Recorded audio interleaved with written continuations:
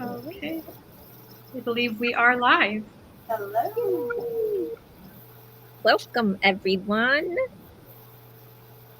Hopefully, you're all having a great Thursday evening. I am Stephanie Norton.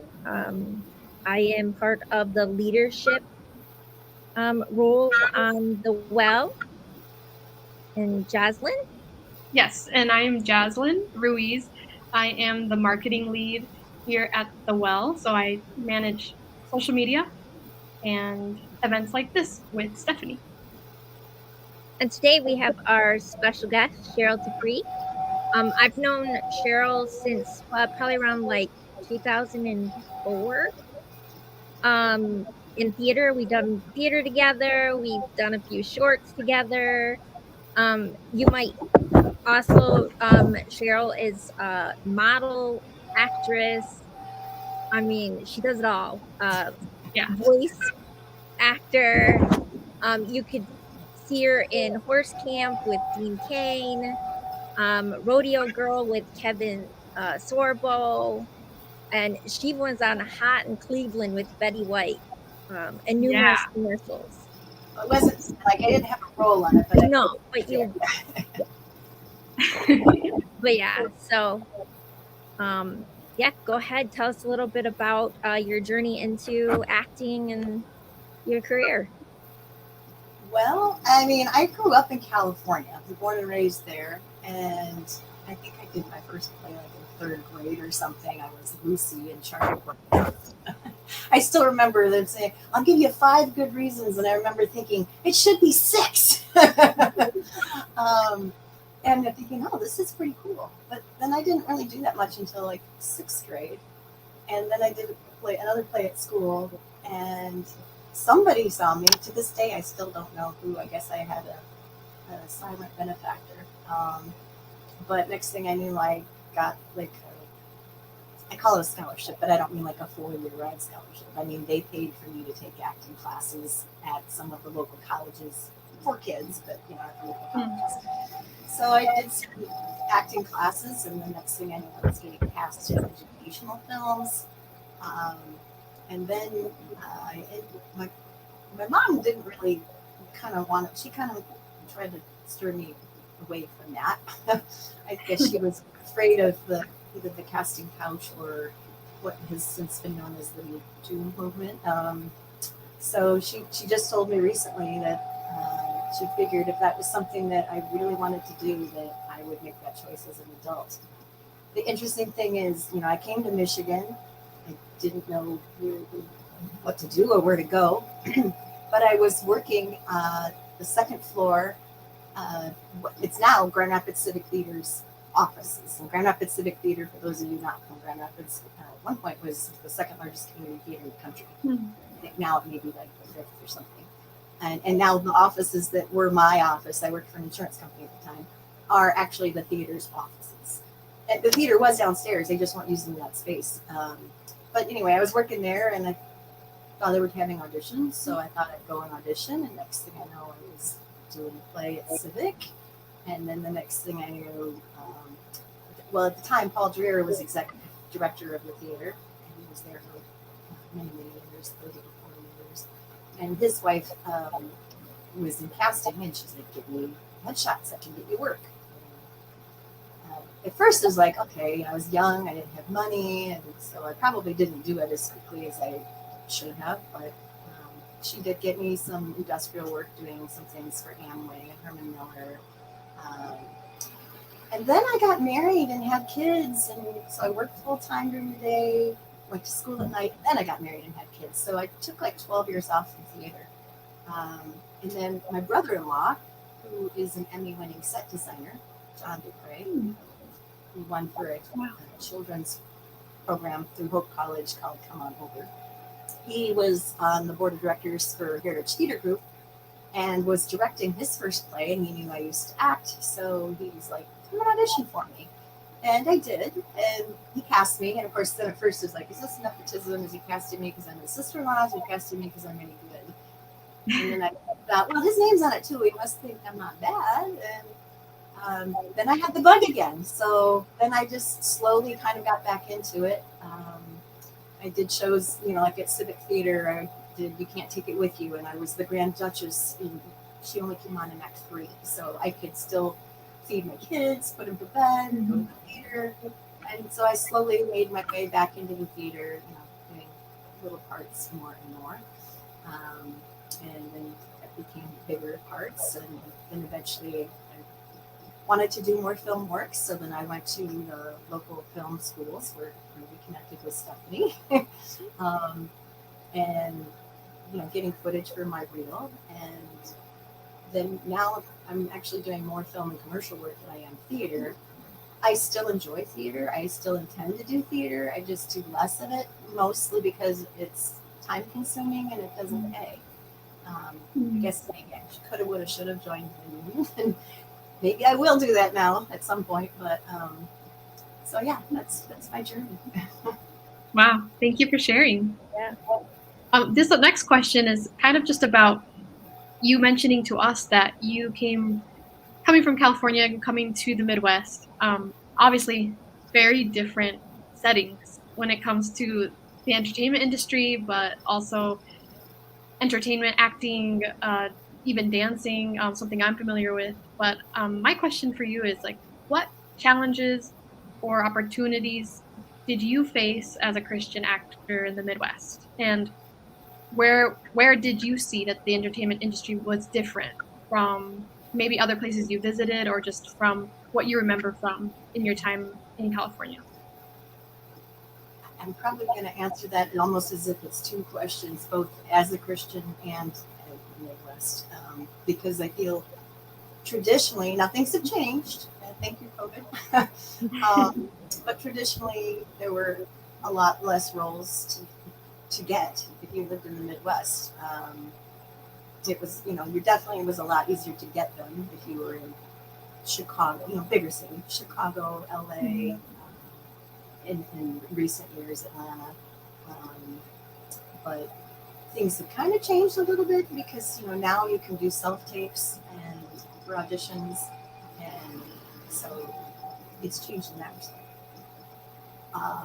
As far as being a Christian, it's always a little bit harder. There just are less roles, and you just kind of have to find your tribe, find people like you, and work with them and stick to your morals and your ethics, which can be hard. I know traditionally where I am in the Grand Rapids area, there was always a lot of horror, and I know some Christians don't want any horror at all. Obviously, that wasn't me. I feel that my job as an actor is to tell the story. I've since kind of learned a little bit from that too. That I've done some films where if I had read the whole script first, that maybe I wouldn't have done them. A lot of times, as an actor, you don't have that. I mean, it's getting easier. I would ask now for sure if you could read the script. But a lot of times, especially for an audition, you don't get to read the script. They'll send you just what they call sides, which is just the scenes they want you to do. And, they may give you a little explanation of short explanation of the film is about. You don't know all any of the details. So you don't always know what you're getting into. So be careful. And just stick to your guns and pray about it, because I do believe, actually when I came to Michigan, people were, I was still in high school when I first came out. I was kind of back and forth for a while. And then when I graduated high school, thinking, what do I study now? Well, obviously my heart is in theater, always has been, but people told me, oh, don't study theater. You'll never make money as an actor. And I didn't. I listened to them, and I did the second best thing, which was studied psychology, which is the study of people, which doesn't hurt you as an actor. But I still feel like if it's meant to be and you trust in him, he will show you the way. And he has. He's brought me where I am today. Have you ever found yourself having to step away from a project because it was too uncomfortable?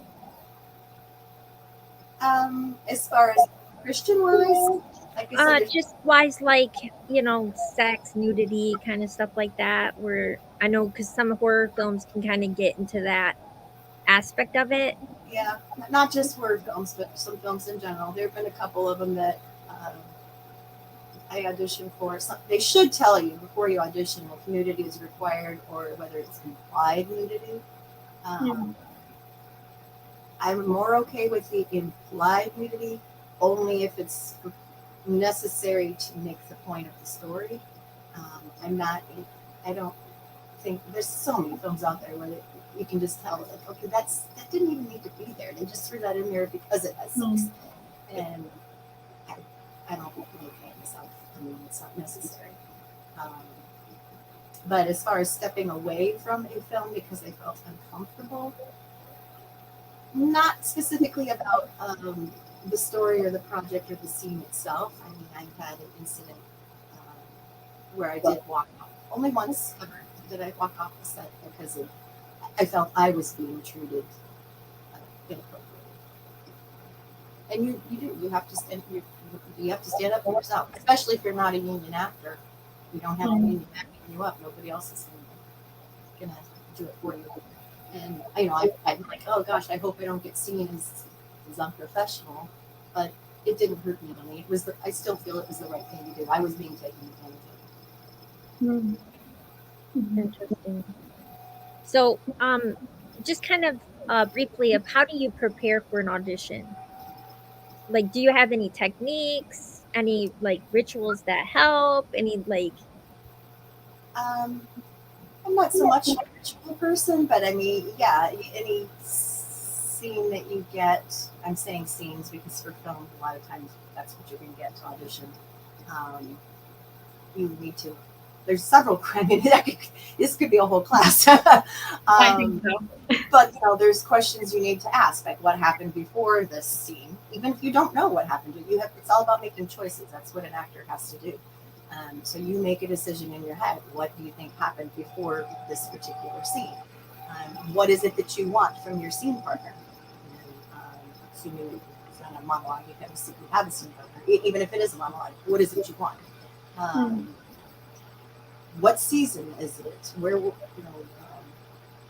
you can make a backstory, even if it just depends on how much time you have and how deep you want to go into it. And make your backstory as far as what education does this person have? What do they do for a living? If you just have a scene, you may not know that information. That's a lot easier to do if you have a whole script. Yeah, and then and you can try it several different ways too. Sometimes you can try it without punctuation. Sometimes too, you get stage directions, and it'll say to do this or that. And sometimes for an audition, it might be the better choice or the more interesting choice to do something else and maybe not do that. And particularly if you're doing an on-camera audition, because this is all you're going to see. So if it's telling you you're running, what does that look like? you can't do that. So, you have to find ways to sell it. So, yeah, I mean, there's, like I said, it could be a whole class. So there's several things. But, yeah, you have to make your choices. Ask yourself questions. Try and find, don't just go, read it as you think it reads with the general punctuation. Try and think of something that's going to make you stand out. Because, especially for an audition, whoever's looking at it could get hundreds of them. And if everybody's just doing it the same way, you need to figure out what's going to make them look at you or choose you. Do you like doing in-person auditions, or are you okay doing just Zoom or a video that somebody records for you? And I have learned, I have my own quote-unquote little studio set up in the house now because self-tapes have become so common. Yeah. And I think some of that's going to be here to stay. They are having more and more in-person auditions right now. Than they have, 3-4 years. Although now that there's a rise in COVID, maybe they'll go away from that again. Personally, as a personal choice, it's better to be in the room because those choices that I just talked about, I don't know the whole story. The director may be thinking of it in a completely different way than I am. They may see it and think, that was interesting. I didn't think of that. But it got their attention. But now can you try it this way? And if you're not in the room, unfortunately, you're only going to get that if you get the callback.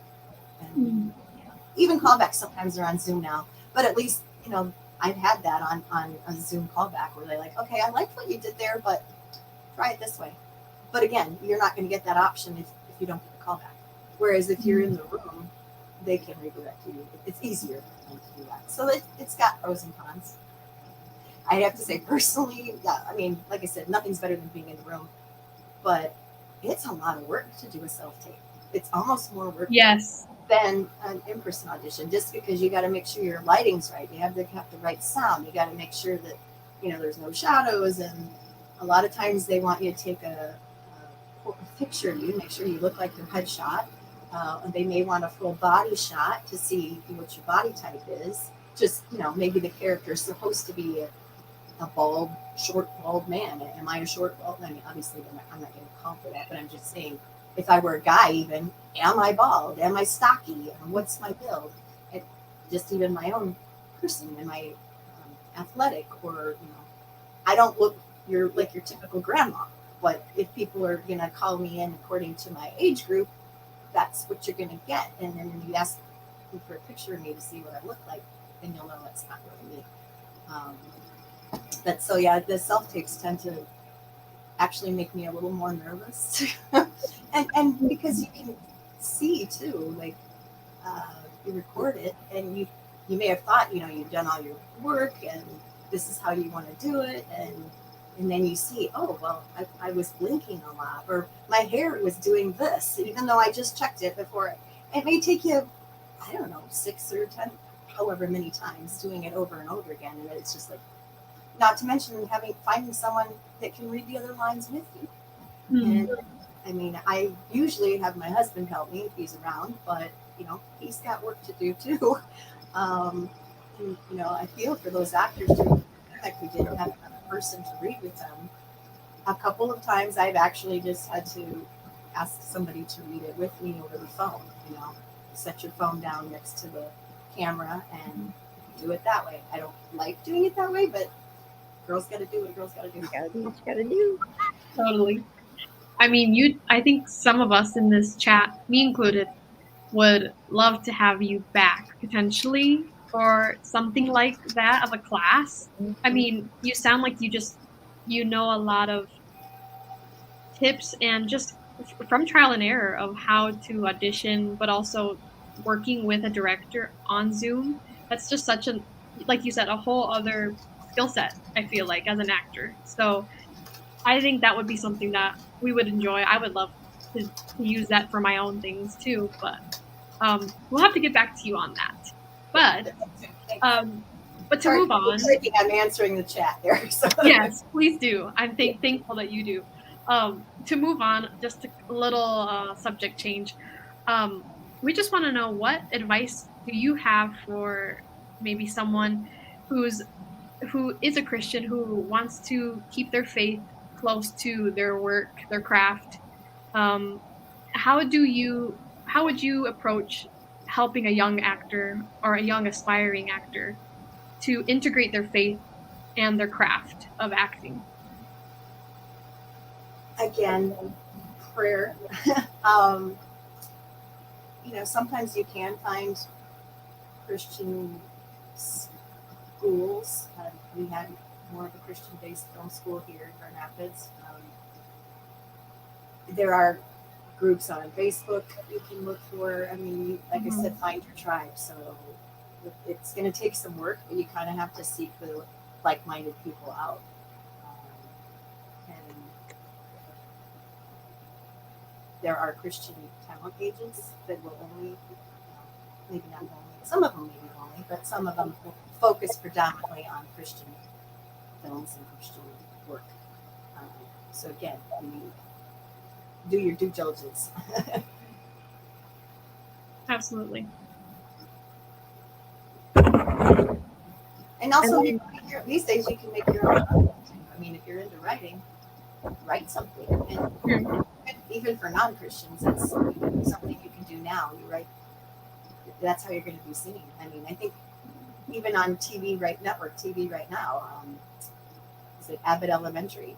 She wrote that herself, and now she just won Emmys for it. So it can happen. Yeah. And there is too growing more and more Christian streaming services too Yes. starting, so that's a plus. Yeah. So going to, what's the difference between theater, TV, commercial, and film? What's it like acting styles for each? I'm sorry, did you say between a theater and then commercials? Yeah, and film? theater, commercial, TV, and film. Like, The biggest difference is on stage, everything's bigger. I mean, I have to project, even if you're on a mic, you're not only projecting your voice, but you're projecting your choices and your emotions, and it's a lot more physical. You're trying to project that message to the back row. Maybe that's a row of, maybe there's 200 people in there, maybe there's 700 people in there, but everything's just a lot bigger. Whereas, and you may look out, for monologues, sometimes you see them looking out in the audience. Traditionally, you don't, quote unquote, break the fourth wall. You're not talking to the audience, although I've seen some of that more lately too. But it's different for film and commercial work because, like, me looking at you like this and talking to you like this is different than, if you're doing a film or commercial audition, or even when you film it. You're not looking into the camera. If you're looking into the camera, it takes away from telling the story. I'm talking to this person right here, so you're going to look slightly off camera. And everything has to be a lot smaller. I mean, if I'm going to be sad or crying on stage, it's like, a lot bigger. Whereas on camera, it could just be getting that one tear to go. It's just a lot more fun. That's the biggest thing. Yeah. probably too, commercials typically takes about a day or two to shoot. Depends on the commercial. Most of the commercials I've shot, and I guess they've only done one that was more than one day. I mean, it was one long day of filming, and then I had to go back in the studio to do some voiceover for it. But typically, most commercials are done. Then when you were in hot Cleveland, was it a day shoot for you, or was it? Yeah, I was only on set one day. How was it like working on that set? Well, like I said, I wasn't really, I didn't have a role in it, so, but it was just, it was a neat experience, actually. I was able to even be there as a result of some friends of mine, Bubble Entertainment, and they kind of arranged it so that I could be there. And as it turned out, it was about my mom. It was either on my mom's birthday or like the next, right around her birthday. And since she still lives in California and I live in Michigan, I don't get to see her very often. So it was a really cool experience to be able to take her, and she got to meet them too. So wow, it definitely was interesting being on set and seeing how the different actresses do things. Betty White was like the oldest person there, and she wasn't the first person to forget her lines. I'd say that was Valerie Bertinelli, and then she'd swear. It's like she was married to Eddie Van Halen. That's awesome. Another thing I do want to know too is, I know that I've heard that you were endearingly termed the superhero's girlfriend, and I just want to know, how was it like? I mean, we know you had some romantic scenes with them, but how was it like just working with them on and off scene, with Dean Cain and Kevin Sorbo? Can you tell us about that? Yeah, I mean, they're both very nice guys. They both do a lot of Christian films too. Absolutely. Yeah. I mean, I guess both of them. A lot of them right now.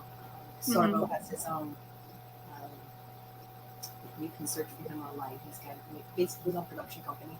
Mm. And I know that Dean's been working with JC Films a lot.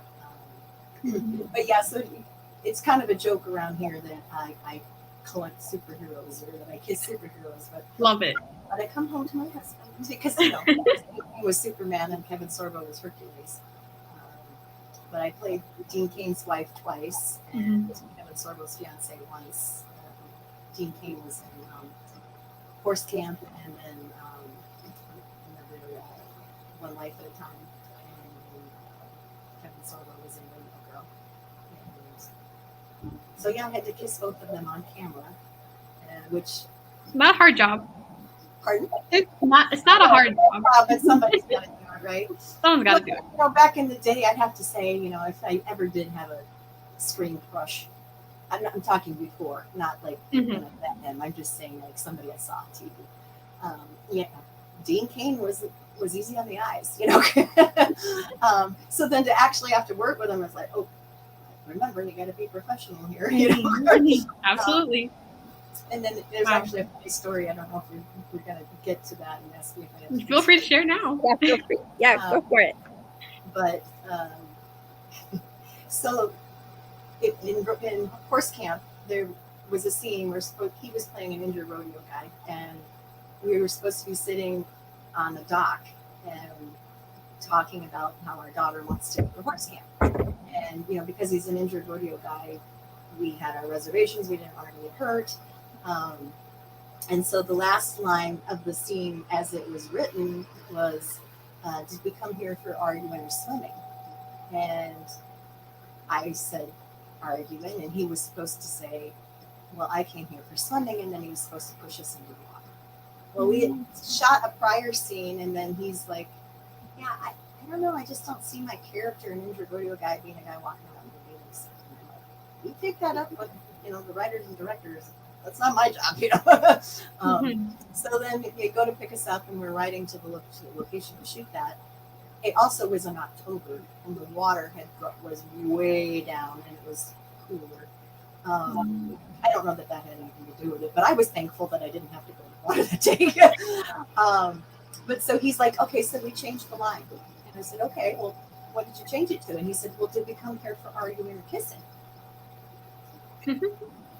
And he's a jokester, so I said, and I'm supposed to say? And he said, well, kissing, of course. And so 20 minutes later, they set up the shot, and I am being kissed by Superman.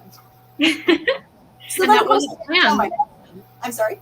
And that wasn't planned, like you said. Oh, no. So we like to joke that he changed the script to kiss me. Yeah, right. I like that story. It's a good one to keep. It's my story. I can tell it any way I want to. It just happens. The fact that it got changed was true. Wow. Was Kevin Sorbo a jokester, or was he more serious into the part? He was a little more serious. And his wife and kids were on set, although they weren't like physically present during our kissing scene. Another kind of funny story is so I obviously had to tell my husband that I had to kiss him, and so I told my husband, and then we went to the premiere, and I'm sitting between my husband and my son when he actually sees it, and he commented about how I'm trying to put this politely. Anyway, it was a pretty good kiss. Let's put it that way. He's like, you didn't tell me that, and I'm like, and then later he hosted a little screening party at our house, and some friends were like, so how many times did you have to film that scene? And I'm like, I don't know, maybe 6 or something, because you shoot it wide angle, and then you shoot it close up of me and a close up of him and from behind, and at least 4 or 5. And he's like, now wait a minute. He's taking advantage of my wife. So then when we actually went to see the one Rodeo Girl, when I kissed Dean Cain, Kevin Sorbo, he was actually proposing to me in the scene, and it was just very kind of a little heck. So my husband commented on that too, and he's like, Well, you'd think if he was, he just asked you to marry him, it would have been a little more than that. So I don't know, maybe he's gotten used to me kissing superheroes now. Well, I mean, you're just someone who knows how to roll with it, and just like you were talking about with Zoom, you just being an actor, I feel like it takes a lot of skill to just be a people person, but to also just do well with other whoever you're opposite, and to just take up your space. And I feel like you just do a great job of doing that. And it's cool to hear the fun things that happen on set.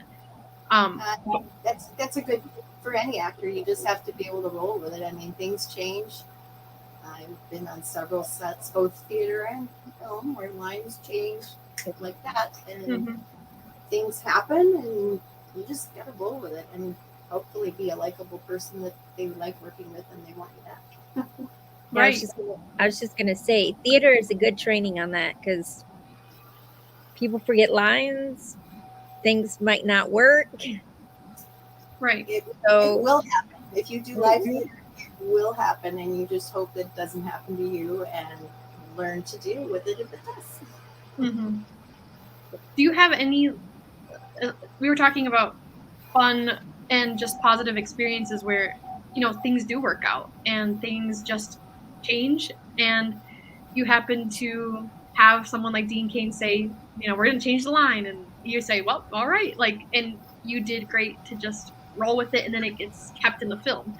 Um, Yeah, I think actually when the scene you see, or the take you see, was the first take. That's awesome.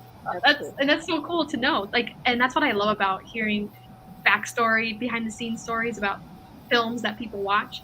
And if anyone here who is hearing this wants to watch Cheryl in action, you can we viewed or we previewed some of the films that you're on, so that people can look it up as well, if they haven't seen them before. But I wanted to know too, are there any stories or memories you have without naming names, to just if things aren't, appropriate for that. But were there times that you remember that things didn't really work out, or where things ended up being challenging and it kind of did like just kind of throw a wrench into something and it was kind of hard to get out of?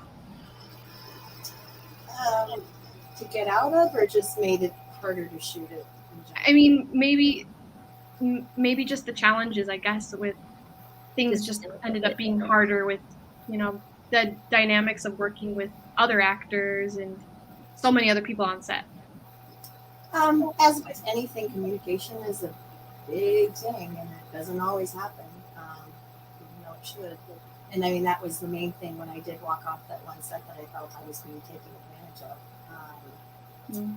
My contract was to get paid, but this was early in my film career, and I was only going to get paid when I spoke on camera. And I think I had already shot one day, and then I have a motorhome. They wanted to rent it for their celebrity, and so we came to an agreement on it. They said it was only going to be 2 hours. I know nothing in films for 2 hours, so I took that into consideration. But my kids were still younger in school. I mean, I had to change my schedule because that wasn't a day I was supposed to be on set. Stayed up the night before cleaning it out, and changed my kids' dentist appointments and whatever, so I could be there on set with the motorhome, because it didn't make sense to have somebody else. If it was only going to be a few hours, it wasn't going to be a full day, at least to my knowledge. To have someone else go with me, drive it, drop it off, and come back later and get it. So I stayed. Obviously, I wasn't in the motorhome with them. They finished shooting at that location, and then they left. And they left all their wardrobe and makeup and wigs or whatever in it. And I'm like, what am I supposed to do with this now? And they said, well, you're taking that to the next location. And I said, nobody ever said anything about another location. So then I thought I was being a team player and drove it to the next location. And let's just say that it was in the summer. They ran my air conditioner and the gas on it, and they continued. I mean, I should have stood up sooner and just said, this is not right. But I was trying to be a team player, and I knew I had to be back the next day, so I stayed. I was there till 2 in the morning, and they never offered to pay me any more money. And then the next day, I was supposed to be on set. I was on set and in wardrobe and makeup, and I sat there for quite a few hours, and I'm like, "Are we shooting this?" And then finally, someone came and said, "Oh, didn't they tell you to cut that scene?" Well, as I said, I only get paid if I speak on camera, but they still wanted me to stay longer to be in another scene, like just in a group there. And I was like, "You already took advantage of me yesterday. Now you're taking advantage of me today." I learned from that process to speak up for yourself and make sure everything's right. Make sure you don't do it. I mean, I had a contract for my film, but Yeah, that's another good tip, is like having things in writing just helps you so much going into the future. Whatever happens, it's just protection for them and for you. yeah, I would say even if you're doing it for what you think, someone you think is a friend, I did that too. And we're at several days into, I mean, I have it in writing, and they're saying, we wrote this for you. This is what I'm paying you, and didn't get a contract up front, and I haven't been paid. Yeah, no matter what, even if it's a friend, just get it in writing. Yeah. Now, do you have a casting agent? A talent agent? Yeah, actually, I had 2 in Chicago, 2 in the Detroit area, and then my Christian talent agent she used to be in Florida. Now she's in California. So. Now, would a talent agent be able to stand up for you? Yes, if I had gotten it through them. I mean, this was a few years ago, and as I was building my career, even today, even though I have agents, most of what I get is from referrals and people that I've worked with already. But yeah, if I got it through them, then they could fight on my behalf. How much do you recommend having a talent agent? Do you feel like if you have the energy and the strength and like the know-how to do it on your own, do you think that's like just as good as not having a talent agent, or do you feel like just having that agent is just something that could propel you forward? Oh, it definitely will make you move you forward. You will definitely get paid more money, at least particularly here in the Midwest. If you have an agent than if you just got it on your own. Most of what you get on your own is going to be lower budget than what you will get from an agent. And they're always going to fight to get you more money because they get a percentage of that. So. But then you have them to protect you if something happens to you. So for anyone on this watching now or maybe watching later, and doesn't know anything about, like, the first thing about working professionally as an actor, do you have any like steps, or at least 1 or 2 steps, to give someone who's like, I don't know what to do, but I feel like getting in contact with an agent is maybe something that they would like to do? How would you advise someone to go about that? First of all, don't even reach out to the talent agent until you have some experience under your belt. They either won't talk to you, or if they talk to you, they're not going to sign. So first thing you have to do is learn your craft and get some experience. So take classes, do some theater,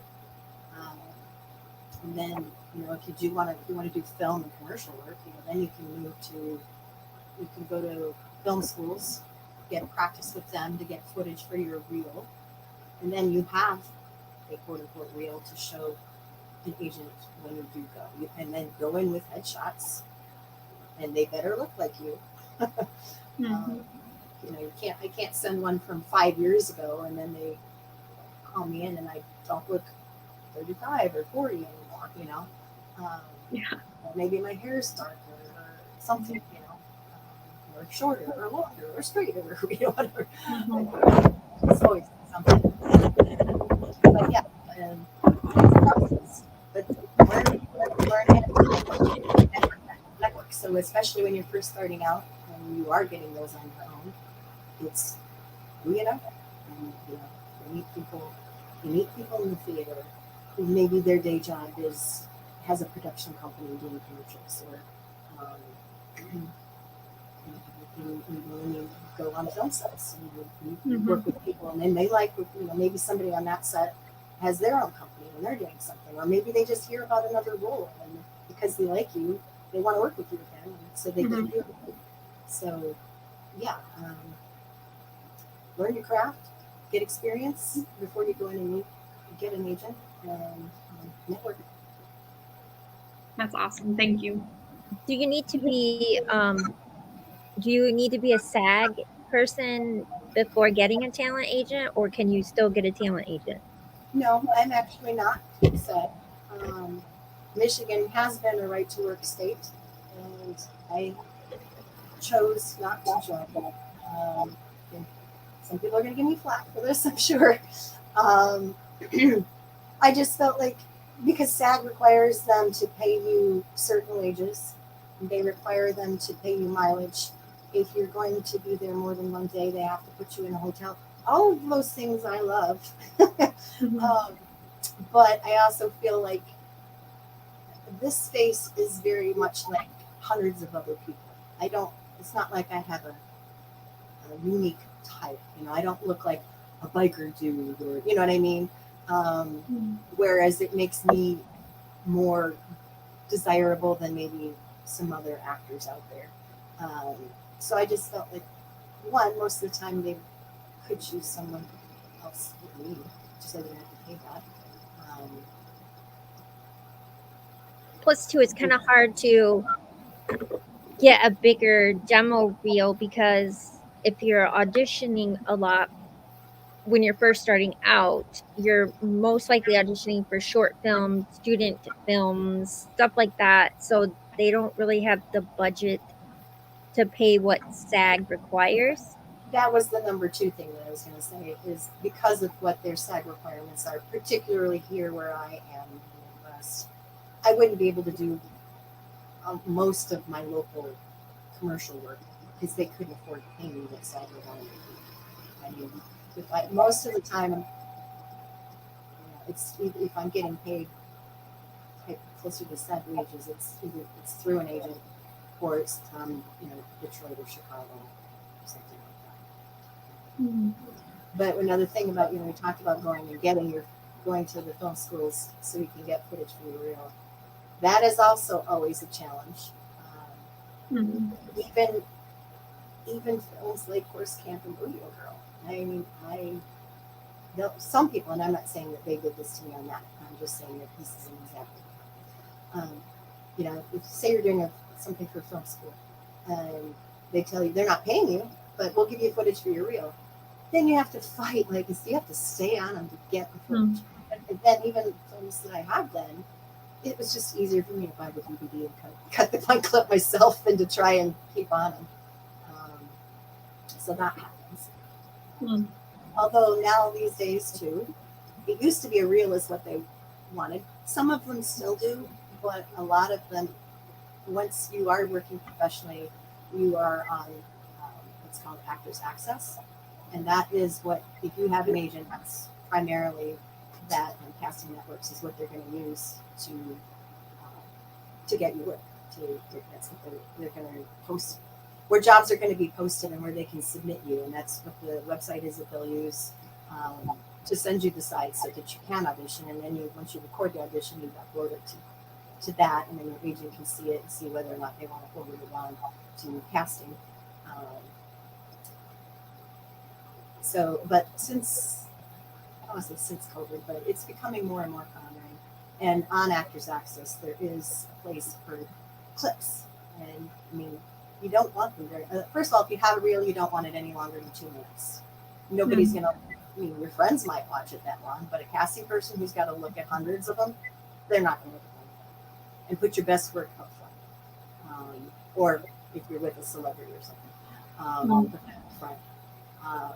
But yeah, more and more it's becoming important for the clips. And because particularly on sites like Actors Access, I can put a 10 to 30 second thing and I can label it angry mom or tired housewife or something like that, so that if I'm something lawyer or whatever it is, so that if I am submitting for a role that's similar, they can just go and see that link. They don't have to look through 3 minutes, 2 minutes, 3 minutes of an entire reel to see what they're looking for.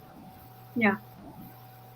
And so then, to switch gears again, what are some things, I know that you're continuing this journey as an actor, and you said that, you've had seasons where you raise your children and there are times that you're not quite in the spotlight maybe of the theater, but sometimes you come back and you just never know what life is going to bring. But what would you like to share about any upcoming projects or anything exciting that you're excited about to share with us about where you might be with your career moving forward?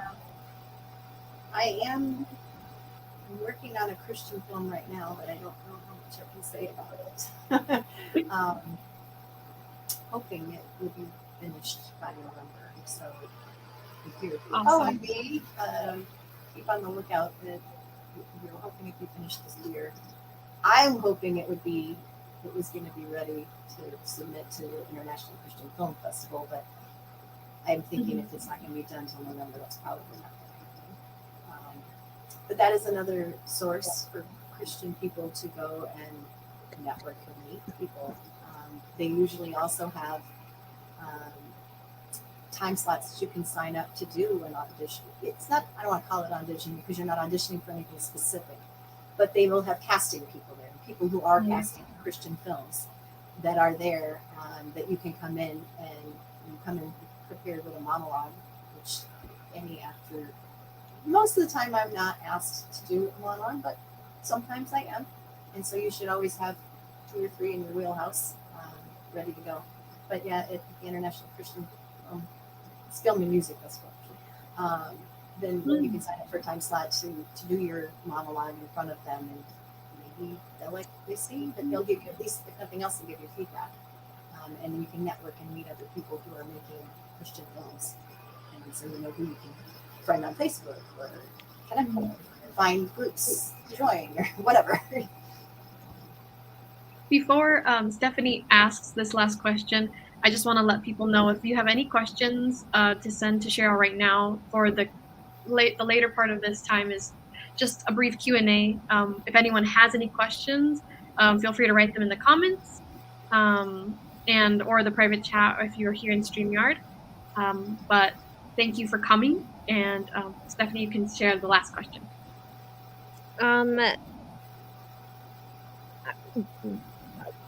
Is it can you, I think this is the last, if where should they find Sherryl? Oh yeah. If you want to know more about you, where can people go? I mean, Google my name and some things will come up. I do have a website, although I was having some issues. I'm going to have to update it. And that's just SherrylDepres.com, although my name is really weird to spell, so you got to spell it right maybe. And that's Sherryl, as you see on the screen, with 2 R's. And Depres actually looks like Despres. So just www.SherrylDepres.com. I'm going to be working on that this week, so hopefully that will be fixed. But you can look me up on I don't know if anybody will use IMDb. You can follow on there. It will list past projects. It will list pending projects, assuming that they're putting that out there already. So. Thank you so much. You can look me. I guess I have an acting page on Facebook too, so you can there. Instagram, again, Sherryl Depres. On Facebook, it's Sherryl Depres, actress, model, and voiceover talent. Do some voiceover too. Thank you.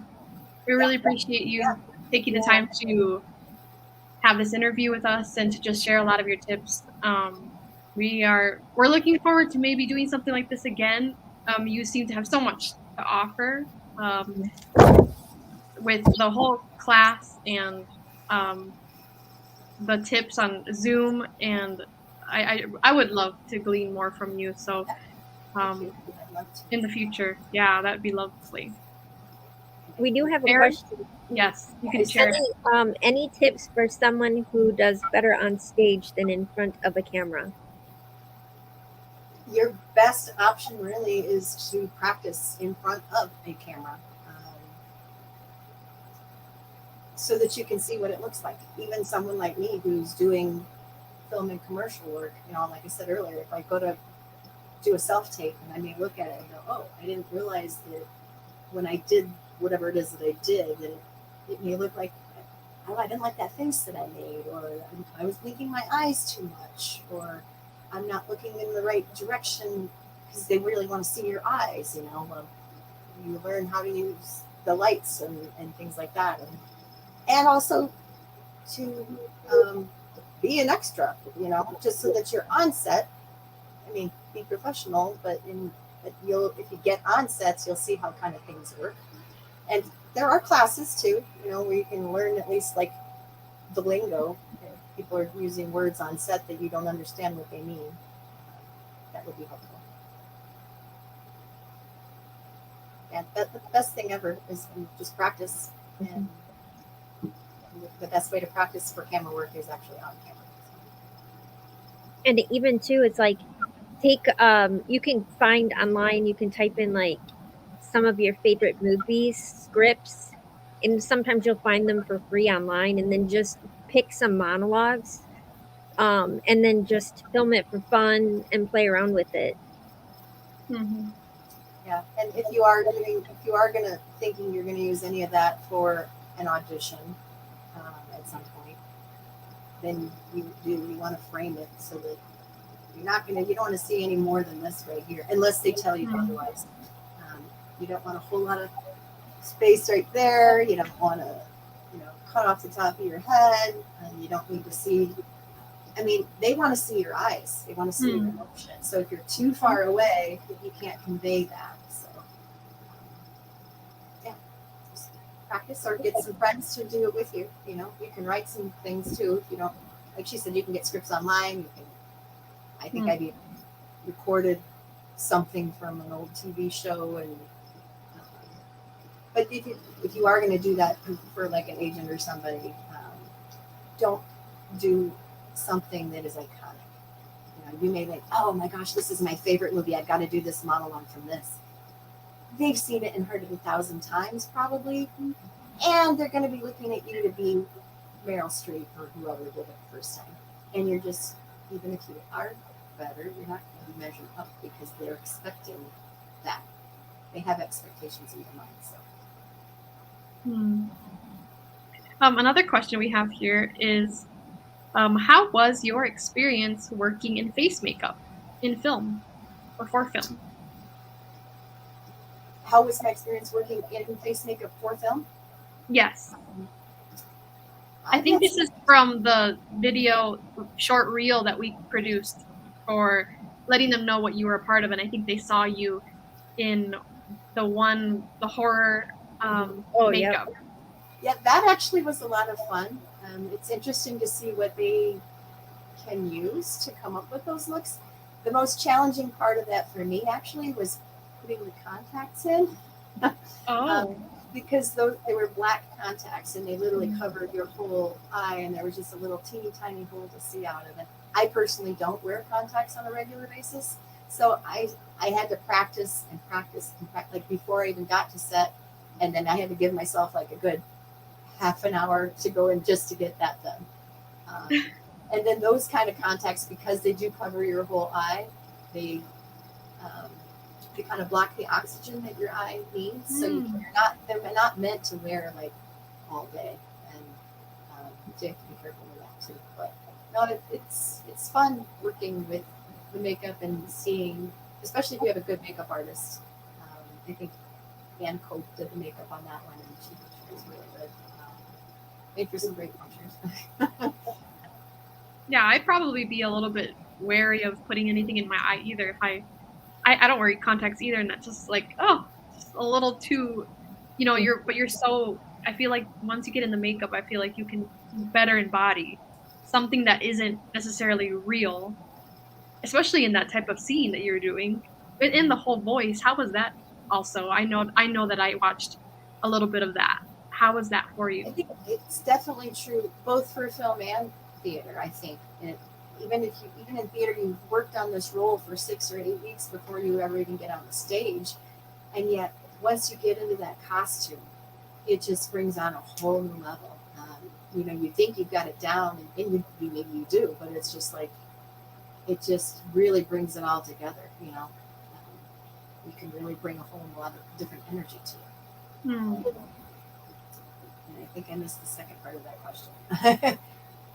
Oh, well, there is I mentioned the voice because I know that was really iconic about that. Well, in that particular one with the demon, it was the writer director. He dubbed his own voice in over it.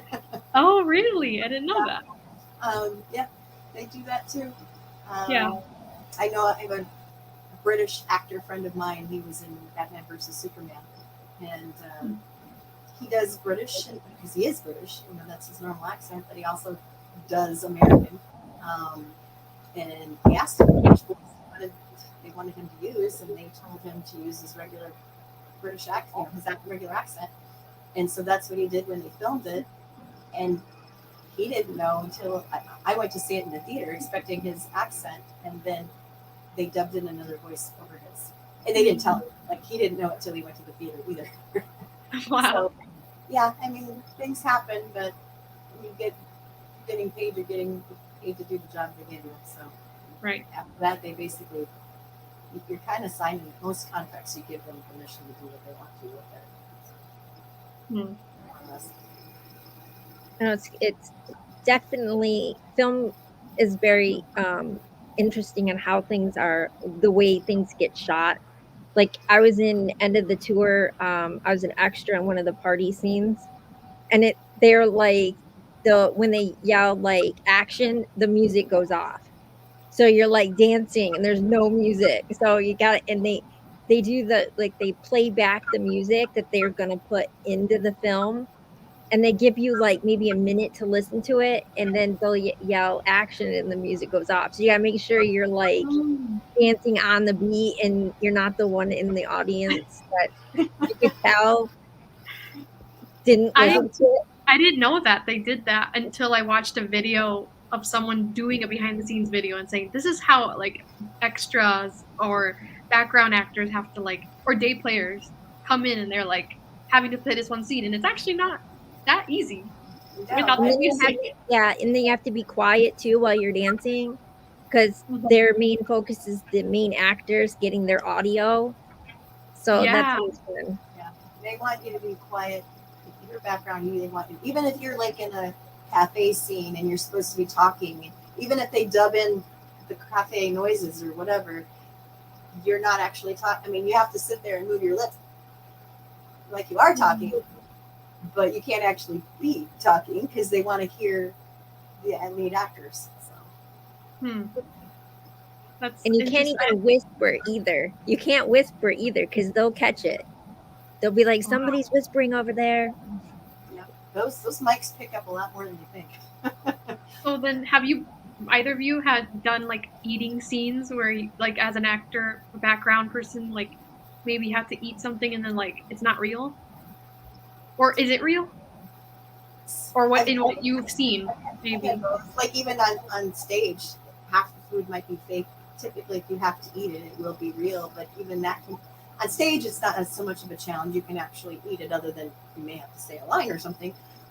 But on camera, like even just a glass of water, if the glass of water was this full when I started filming it, and now I've taken 10 sips because we've done 10 takes, it may not be that full anymore. So some of you people may have noticed that, Yeah, there'll be continuity issues. Yeah, I've been accused of being a continuity Nazi in some places. Just for that reason, though. So then you learn to make it look like you're taking a sip, or you just take teeny tiny sips. Doesn't go down. Right. I mean, that's its own skill in itself. So I mean, I've I've only heard stories, so it'd be cool to kind of see that at some point. Or the like ice cream, they use mashed potatoes. Oh, to not melt. Yeah, and I mean, a lot of times if you think they're drinking, they're not allowed to drink alcohol on set. So, you know, if they're drinking alcohol, it's probably like apple juice or watered down Coke or, you know, something like that. Interesting. All these new things I'm learning. Sorry? All these new things I'm learning. What were you saying? No, I just say just something that looks like what you're supposed to be drinking. Right. Well, thank you, Sherryl. I think if we don't have any other questions, I'm just pleased to have you on with us. Before we leave, I just wanted to tell people that the next retreat that we have going up is down on the screen. This is the Women's Writing Retreat. I just have to make sure to say that October 20 through 22. If you guys are looking forward to the next splash, we have that. And then we also have, following that, we have, let's see if it goes up, Celebration of the Visual Arts, which is with our track faculty lead, who is Anna Barnhart, and we're just doing something like this as well on a virtual stream with people celebrating the different paintings or mixed media that they create. So if you're listening to this and want to join that as well, look into our Facebook or on our website for more information. But again, Sherryl, this is Sherryl Depres. Thank you so much for joining us. Yes. The one thing I could say I am working on, I wasn't sure if I can say it, it's called Please. Without a Doubt. It's a Christian film. And without giving too much away, the gal has a young child and then finds out she's pregnant with her next one, and then discovers that she has breast cancer. And it goes from there. Thank you. I'm looking forward to it. People, if you want to keep learning more about her or maybe get in touch with her somehow, Google her. She has her website as well that may be under construction or may be still available, correct? To go on your website. I think it's just like the reels aren't working right now or something, so I need to update those. But yeah, the website. Okay. Wonderful. Well then, yeah, please visit our website. It actually helps me as an actor, they say, in some cases, if you visit my IMDb and stay on there for like. Okay, noted. Something. Yeah. Views can help an actor if they're looking to hire, to cast you. Awesome. Yeah, good to know. Well, thank you for having me. I would love to come back and talk more sometime when you have a chance. Yes. Totally. Yeah, we would love it. Alrighty, well, everyone have a good night. Thank you. Night, everyone. God bless.